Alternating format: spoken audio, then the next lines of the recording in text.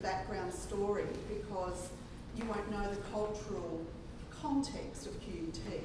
So I came on board as an evaluation coordinator in 2007, and at that time QUT had moved from a paper-based voluntary evaluation management system where you could choose to have evaluation, and they went into a mandatory evaluation system, and it's something that I've been the sort of the custodian of over the last 5 years.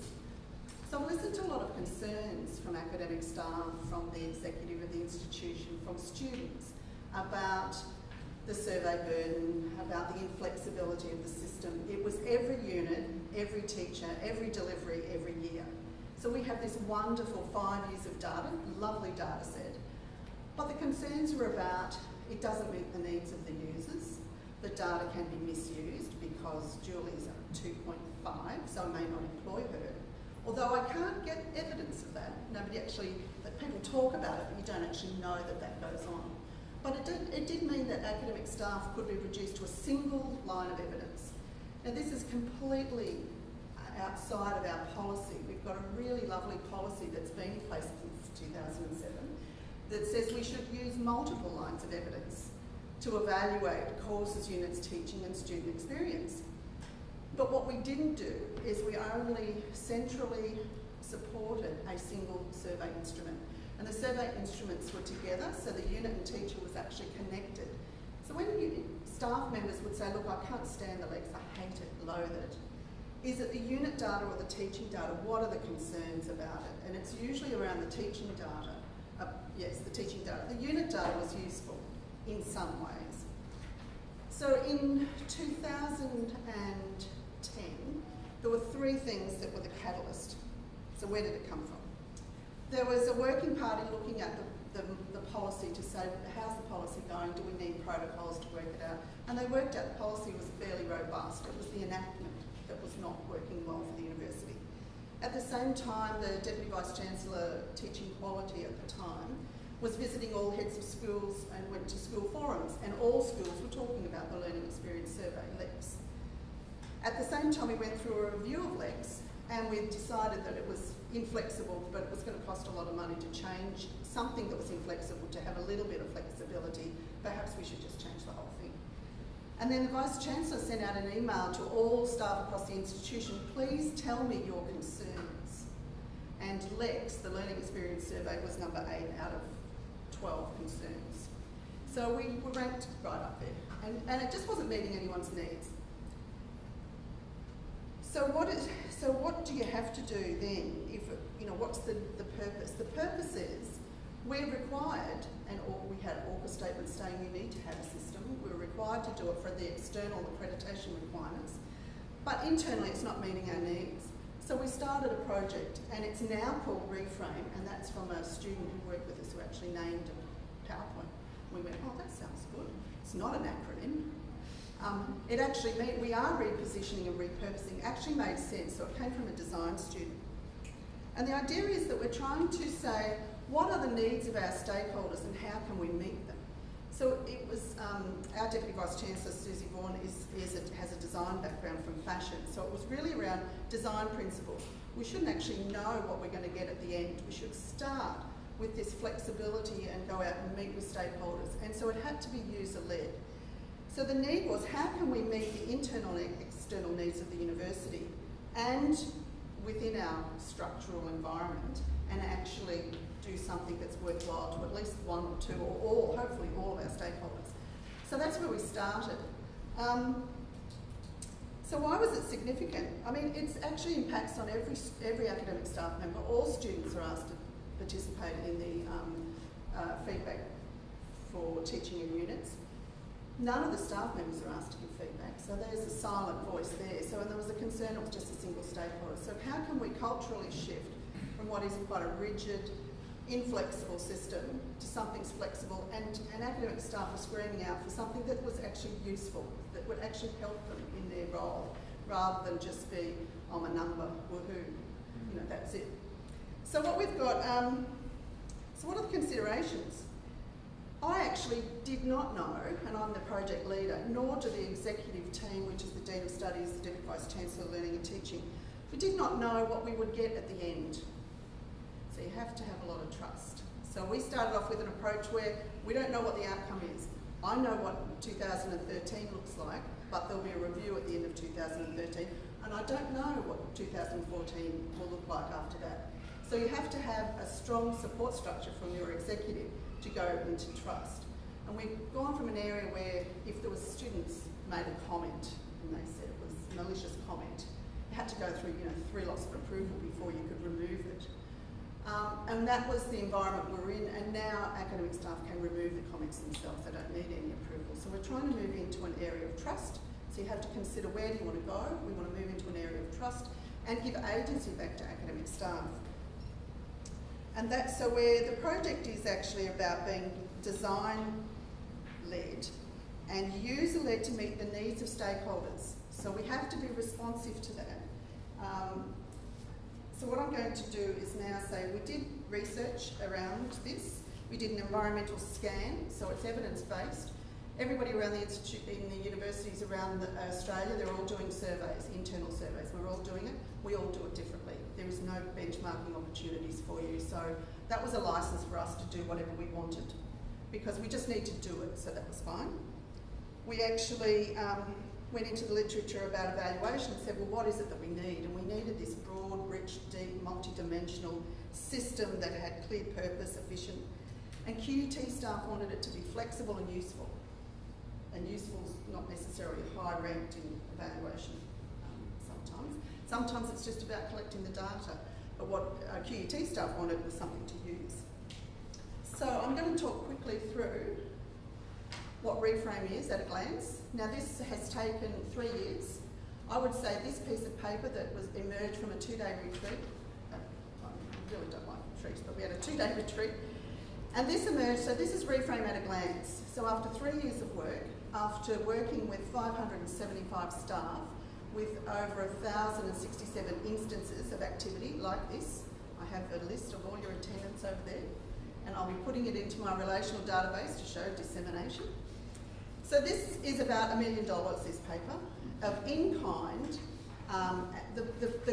The cost, the actual cost is of funds to build a system or whatever is not very high, but it's actually the staff and the actual in-kind cost. Now, Jill Rowe and Ray and Deem, I apologise, you've probably heard this a million times, but you can ask them how they like it on the ground, because they have to work with academic staff who will be using this system next year. Okay, so Reframe is next, from 2013 on, all academic staff across the institution will be required to have a personalised evaluation strategy. And that will link into their PPR, it can be used, it will flow through to promotion and awards and applications. Now the idea is they don't need to be surveyed every year, that is not required. On the left-hand side is the compulsory required activities that are centrally driven and deployed. And these are very much feedback from academic staff. So the Pulse survey runs in week 4 to 5. And we've just had the pilot of that, and the students, without pushing the survey, we got 30% response rate from students. And the academic staff who were involved in that, because we invited tutors to participate as well, there was about a 60% response rate for tutors. So the academic staff definitely wanted to have a voice. The idea is the information will flow through the next week, and in just a minute I'll show you individual unit reports. So within next year, in week 6, the data from the Pulse survey will flow through to reports. There's 1 to 3 questions and an extended comment. Students gave incredibly valuable information. The comments were really extensive, and it was a really positive feel about the data, because they're just getting into the unit. So there was lots of very valuable information. The insight survey, so that's 1 to in weeks 4 to 5. The insight survey, on the request of students, they weren't able to give feedback on exams previously. So now it will open in week 13 and close at the end of the exam period, and the data will flow through. Students won't have the results yet, but the data will flow through immediately to academic staff on their individual unit reports. And at the same time, students and tutors can be invited to participate. If there's industry members, if it's a work integrated learning unit, we can invite industry to participate as well in those surveys. The exit survey, There'll be an exit survey at course level, and that will be open continuously. If a student unenrolls in their full load, they will be invited to participate in the survey and rank the reasons why they're leaving. Health issues, employment, not interested, all sorts of reasons. So that will happen. At a unit level, between week 3 and 12, so before the insight survey starts, students will be invited to give feedback why they're leaving the unit. And we have a unit, an extract withdrawal report that shows if students leave, you can see if they've dropped load, changed load, or actually withdrawn from the institution. So, but that information is available and flows through on a weekly extract, which is much faster than what we've had before. So that's what's going to be happening, and that's all in pilot mode. There are 4 different variations, 6,600 students participated in this pulse survey, 67 staff and 37 units. So that's happening now. On the right-hand side, we've got the optional aspects. So previously at QUT, only the survey was supported centrally. So now we're going through a process where we're supporting a great deal more. Now there'll be a tailored survey, there will be a tailored teacher survey, and academic staff, it's their choice whether they deploy a survey once a year to the students that they teach or not. If a survey data is quite confronting to academic staff, they don't need to deploy it.